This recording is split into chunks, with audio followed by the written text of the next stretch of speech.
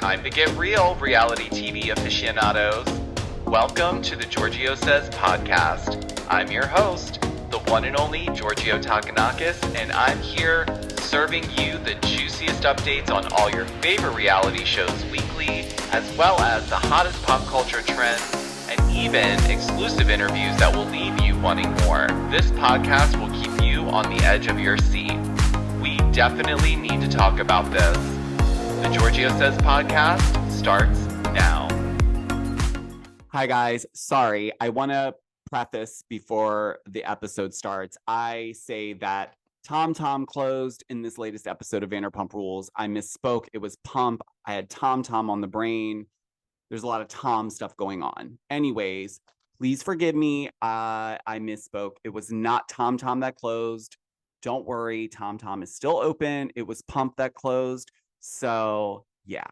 All right, my friends, welcome to another episode of Giorgio Says the podcast. It's Wednesday. The sun is out. It's still very cold here where I'm at. But we're going to get into the Vanderpump Rules recap for episode 2, the ultimate betrayal. But before we do that, I wanted to dive into some quick tea because there's been some updates on the Tres Amigas fallout. Tamra was on 2 T's in a Pod, and she basically gave receipts, proof, timelines, screenshots. She really wanted to speak out because Vicky was on Jeff Lewis Live last week, and she gave her side of the story, although I didn't find her story to have much detail or no validity, only because she didn't really have any dates. She didn't have any messages that she could, speak to kind of prove her point. She just seems to kind of blame Tamra's assistant. So we're going to get into all of that before we jump into the Vanderpump Rules episode recap. So with that, let's jump right into some quick tea.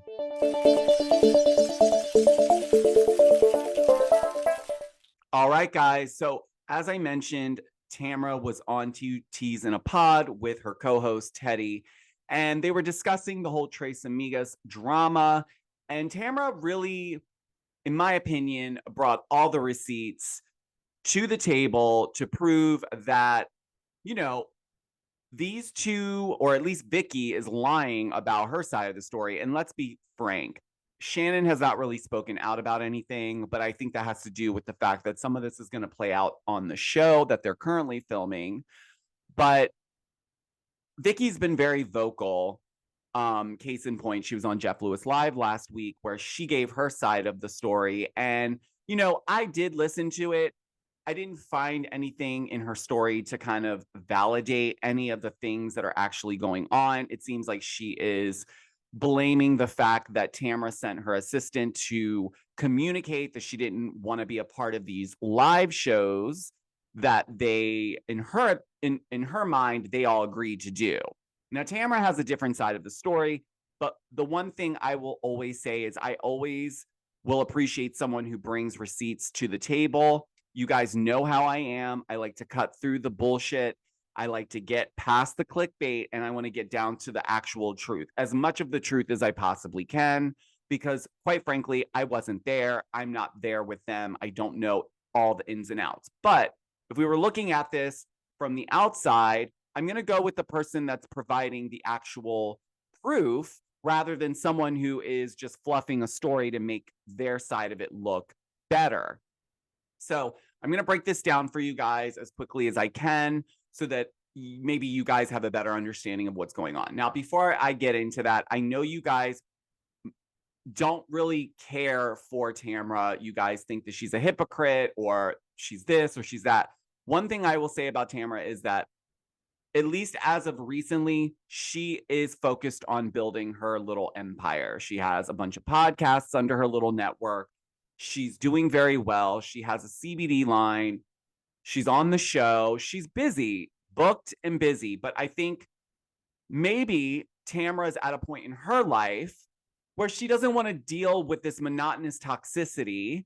And especially after Shannon got her DUI, the whole drinking bit, it's not a good look, right? Like, if my friend got a DUI, I wouldn't want to be around them doing live shows while drinking is involved with doing these shows, because that's the point of why people go to see the Tres Amigos is they drink tequila, they have fun, they whoop it up, as Vicky would say. So let's jump right into it. So the initial fallout was the drama was with Vicky blaming Tamra Judge's assistant, Kaden, for their falling out. Vicky's accusations point towards like a miscommunication involving Kaden, who primarily helps Tamra with her social media. Okay.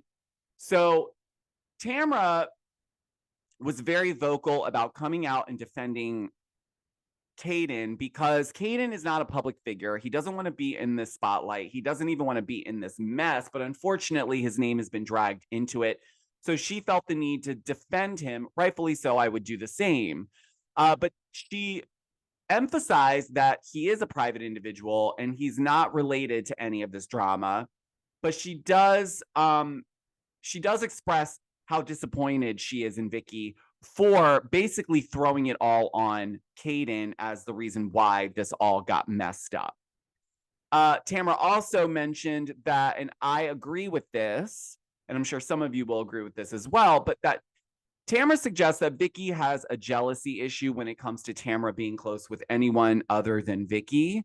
And that is what really stemmed this whole issue, or blew it up rather, because, you know, we know Vicky doesn't like Teddy, right? But it seems that there's other things going on, in my opinion, like Vicky not being invited back to film for their new season of Orange County. So I'm sure that was a burn for her because, as we know, she did get featured on last season.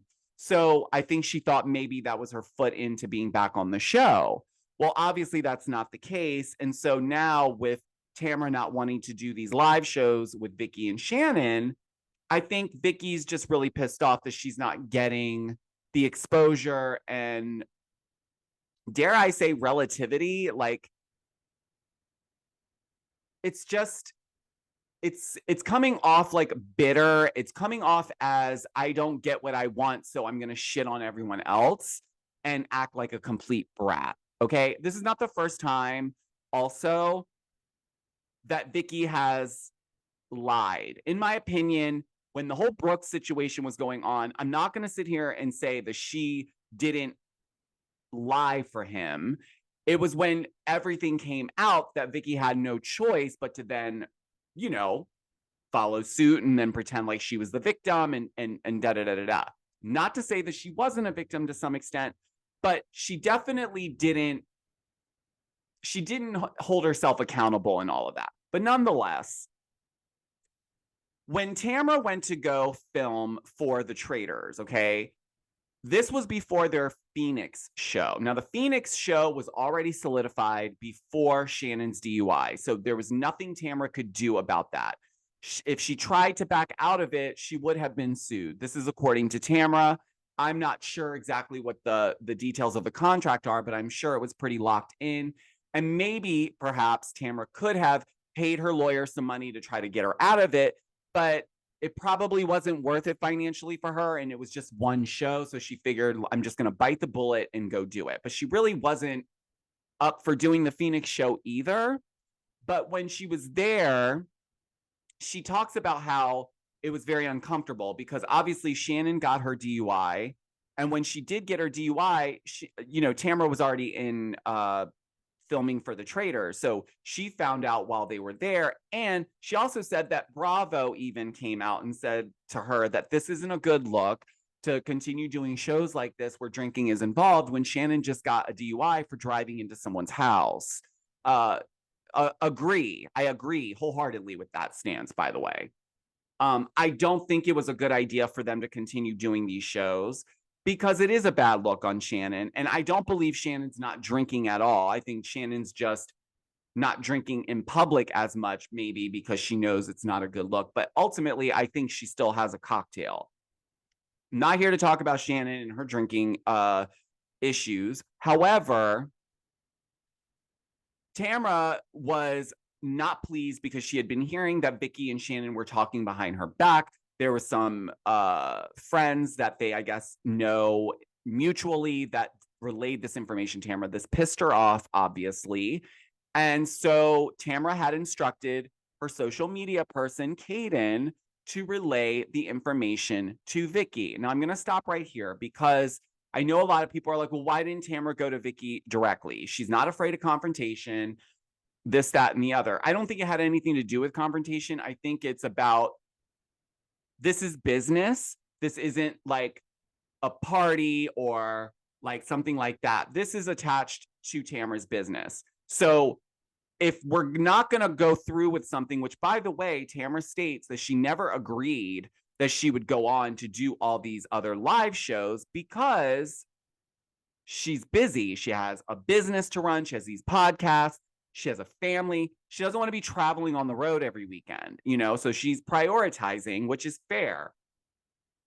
So she instructed Kaden to deliver this information that she won't be doing the live shows with Shannon and Vicky after Phoenix. Well, Vicky did not like that. She was actually more angry with Kaden, and I don't know why Kaden has to take the fall for this, but nonetheless, she was very irritated by this. And when Vicky went to go vent about this to Shannon, she ended up sending the message to Kaden. Yes.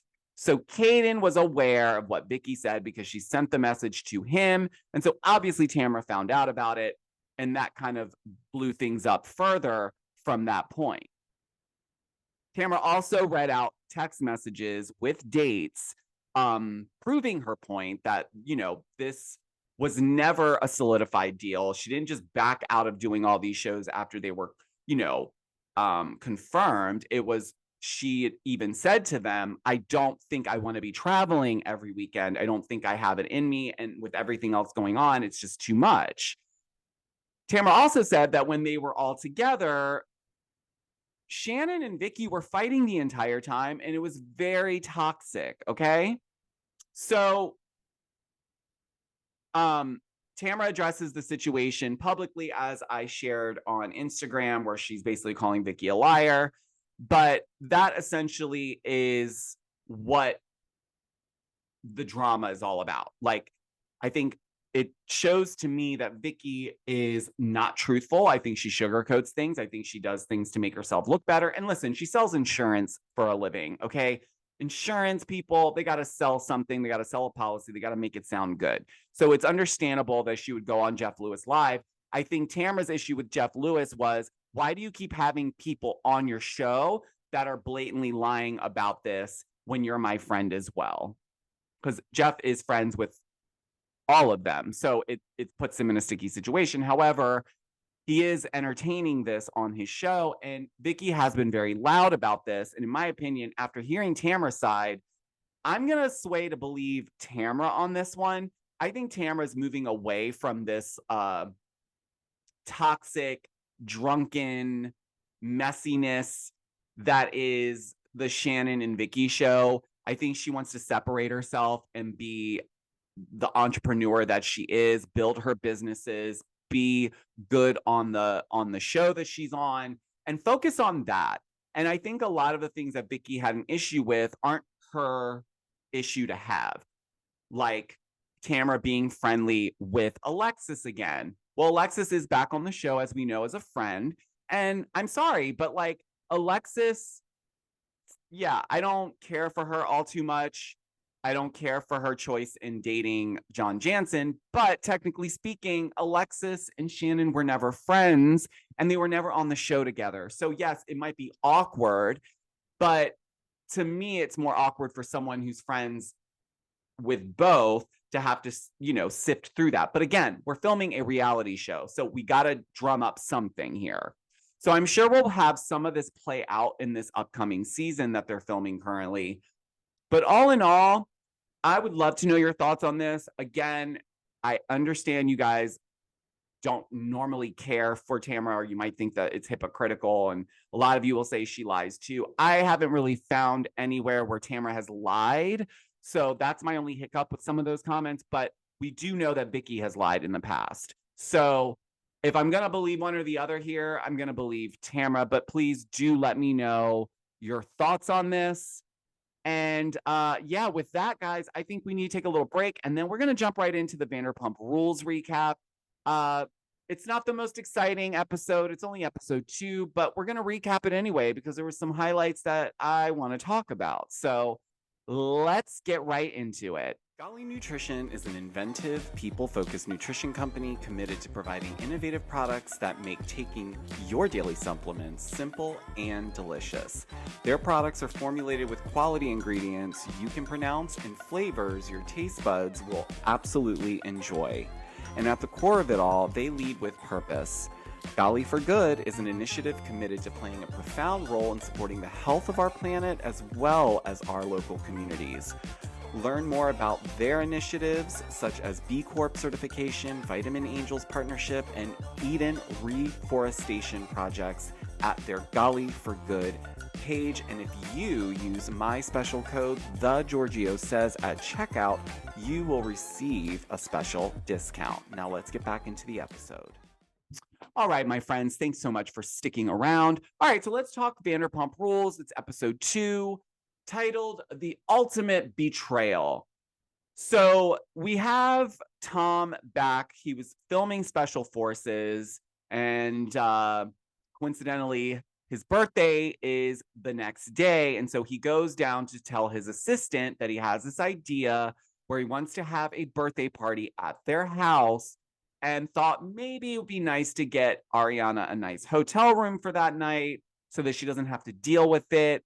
And immediately, I am very, gosh, my heart goes out to this assistant. I hope she's getting paid a pretty penny to have to deal with this headache. Side note, what's going on in that house? Like, I totally get that, you know, they're both living in separate rooms, but why does their house look like a fucking mess, dude? Like, it's a disaster in there. Like, can you guys not organize the house and make it look neat at the very least? Or, I don't know, clean up your fucking rooms. Like, why does it look like you guys live in a college dorm? It's just a mess.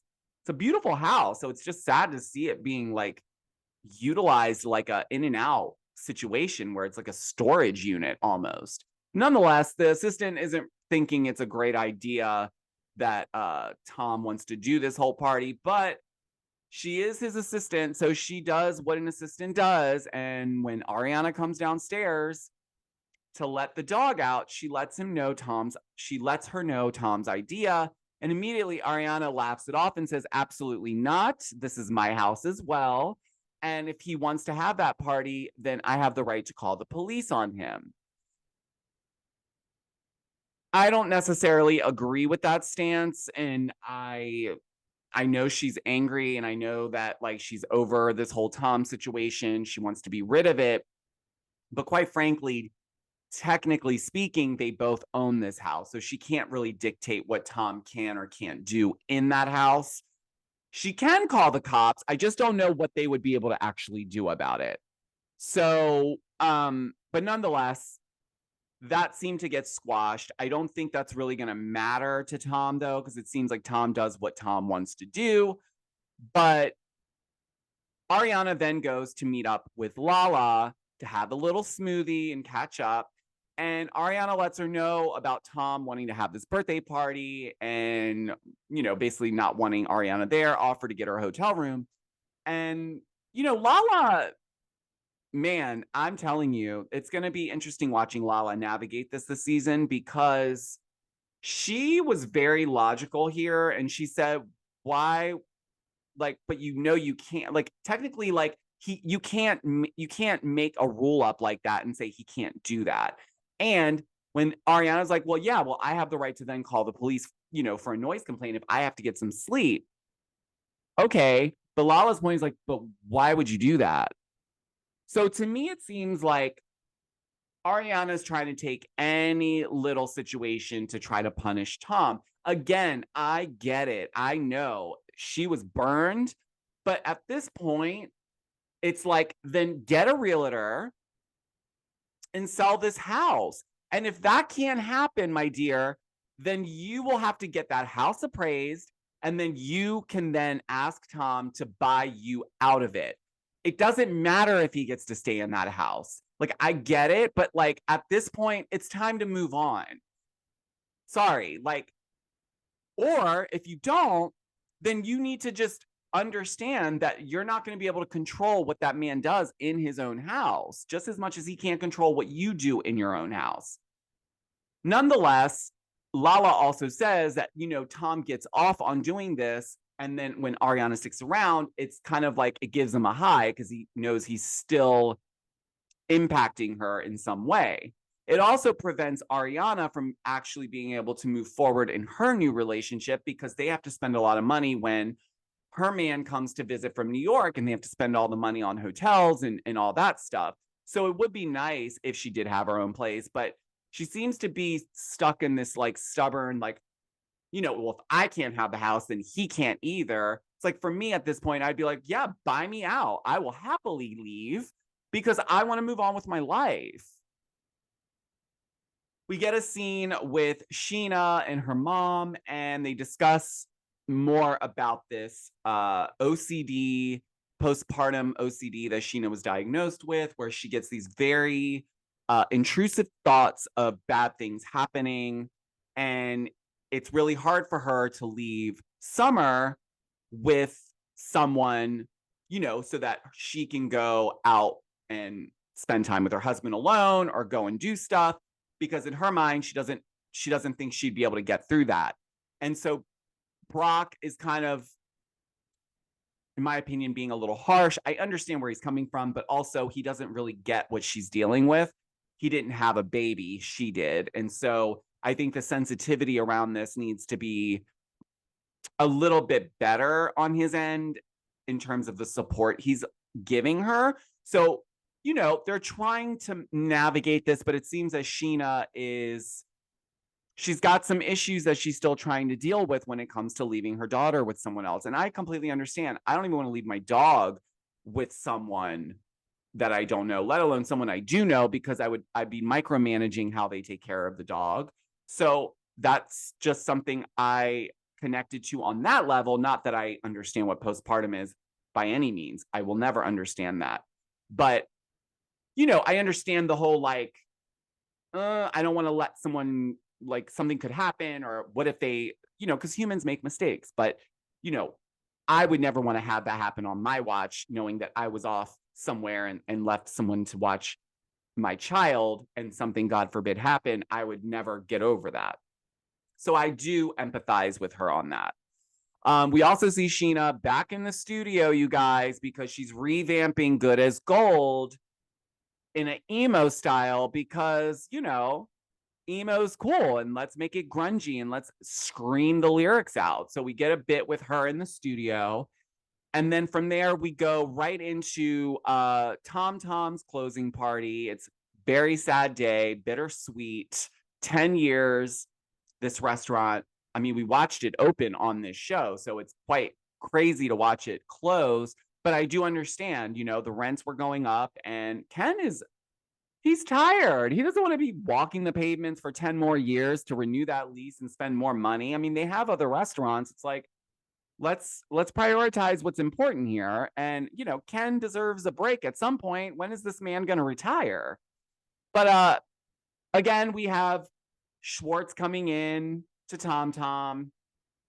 He's trying to come over to the table where all the ladies are, and immediately Katie and Ariana and everyone, they just immediately get up. So it's clear that Ariana wants nothing to do with Schwartz. She's not going to sit at the same table as him.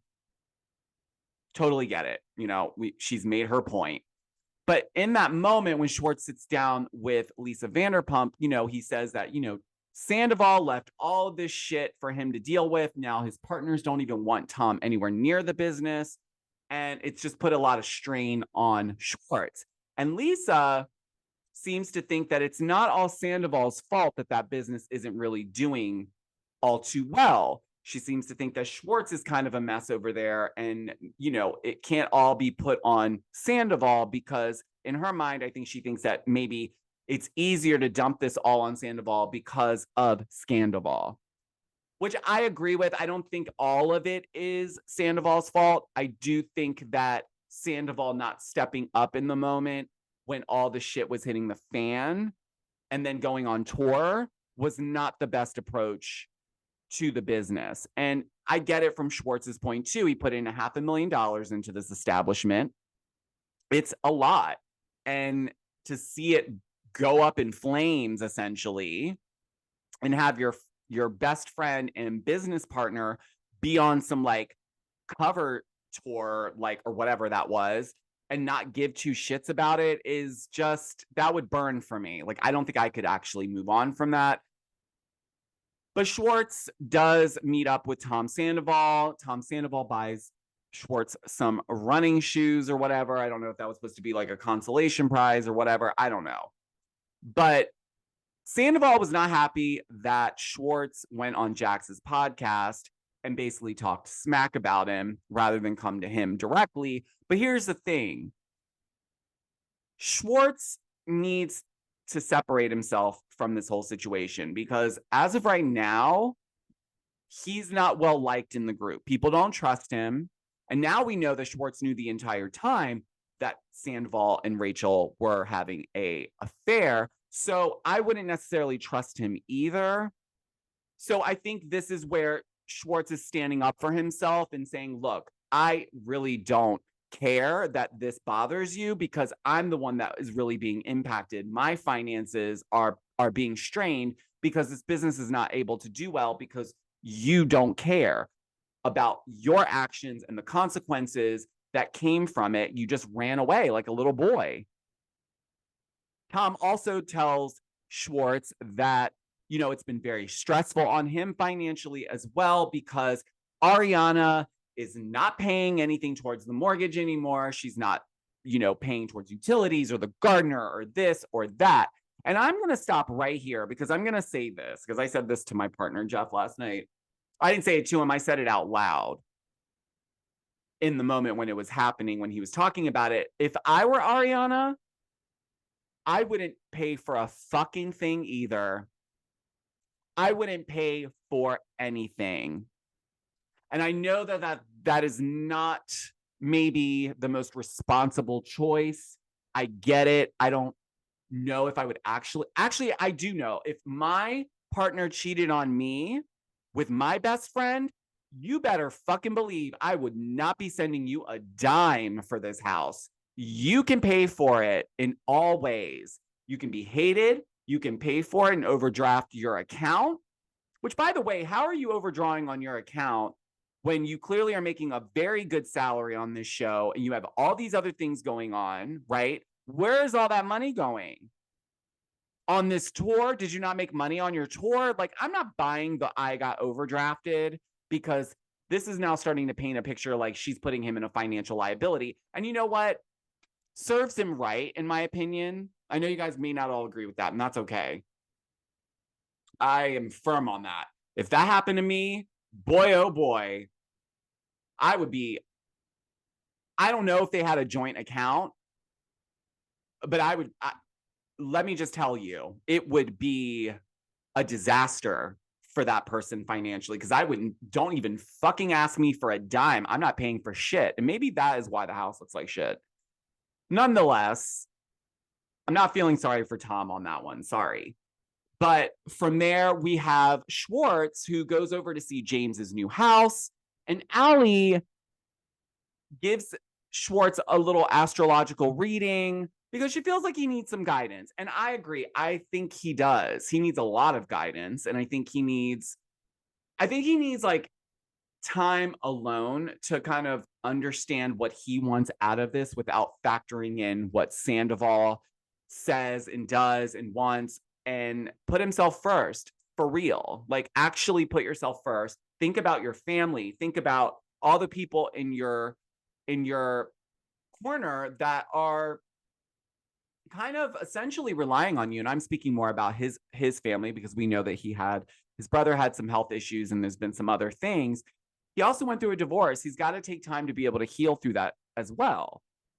But at this point of the astrological reading, James gets a text message from Tom Sandoval inviting him to his birthday party at his house. And it's very shocking because, at this point, James hasn't heard anything from Sandoval.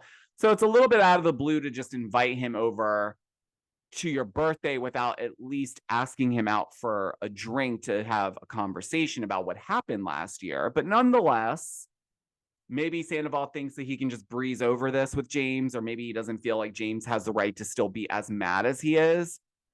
But it seems that James is piqued in wanting to go and at least kind of see what Tom may have to say about it.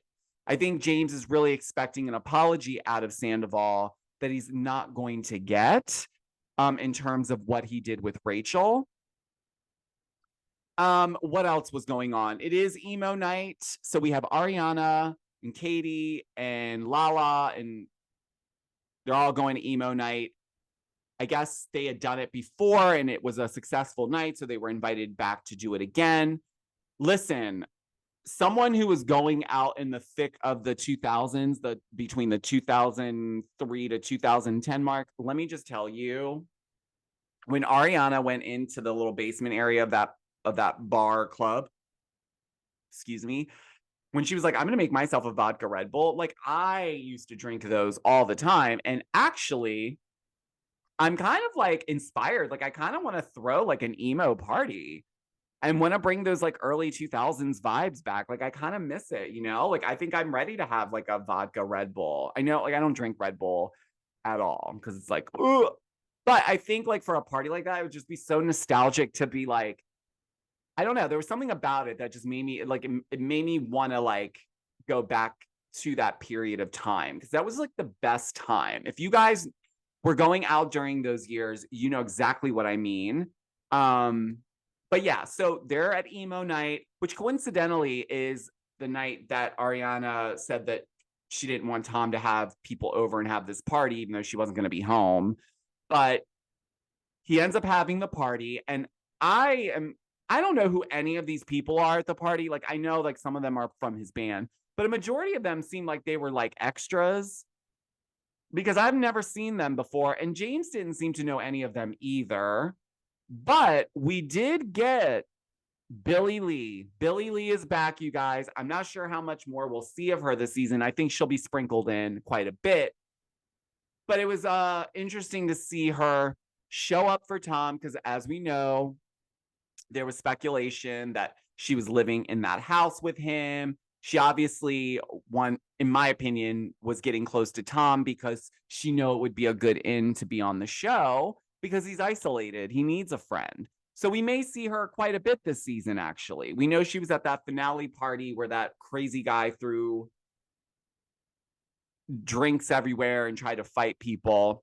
But so James and Allie are driving over to Tom Sandoval's house to stop by. And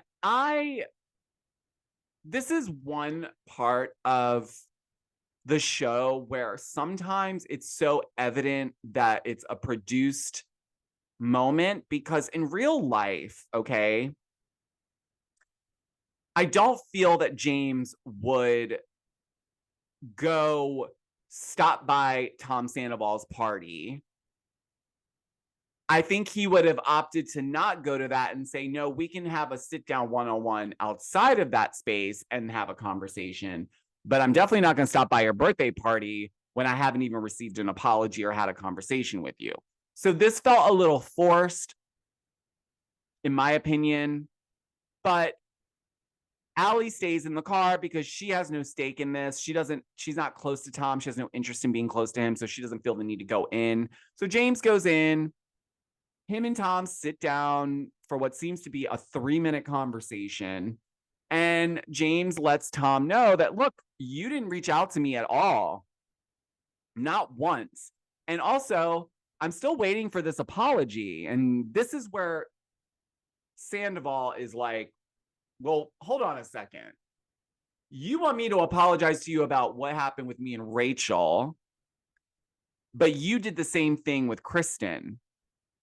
Now, you guys may, I don't know. I'm a little mixed up. I'm gonna be logical here and say it's a little convenient for Sandoval to bring this up when that's not what's currently happening. And that was put to bed many years ago. I'm not saying the two are not similar, because they are. They are. I'm sorry, guys, but like, I think some of you will agree with me here. We can't be judging one person's actions worse than the others when they're quite similar. This is a friend group.